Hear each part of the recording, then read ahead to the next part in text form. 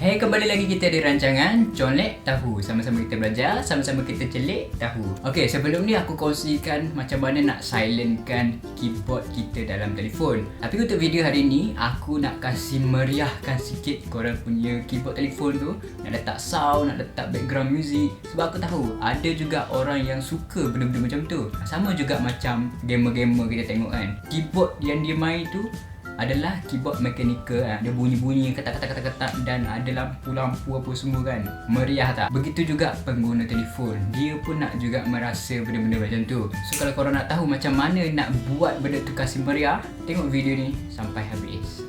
Okey, pertama sekali korang buka Play Store dan cari Go Keyboard. Okey, korang download Go Keyboard ni dalam Play Store. Lepas pada korang dah download, buka saja dia punya aplikasi dan pertama sekali kita kena pilih Go Keyboard lah sebagai default keyboard kita. Okey.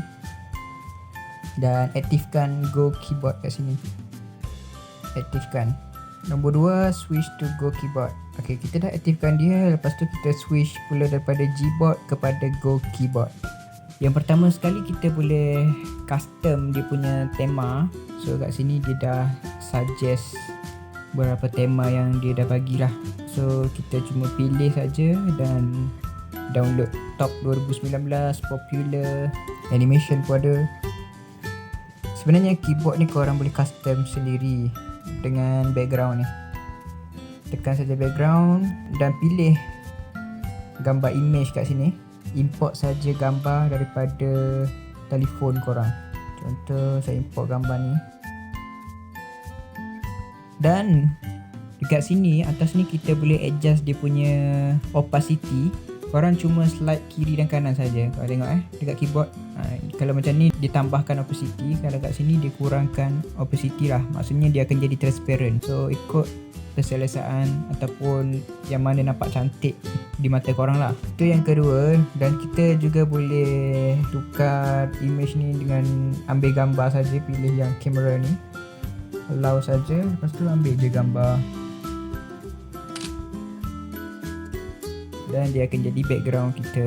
Sama juga, itu bahagian background. Yang ketiga, dia ada provide juga stiker. Pelbagai stiker lah kita boleh download kat sini.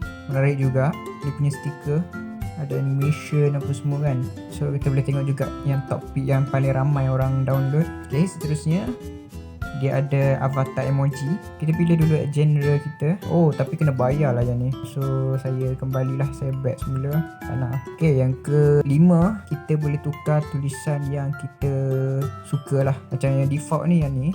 So kalau korang nak pakai tulisan mana-mana, korang download saja. Seterusnya kat sini, favourite saya lah. Masa zaman you dulu, saya suka sangat main benda ni, sound ni.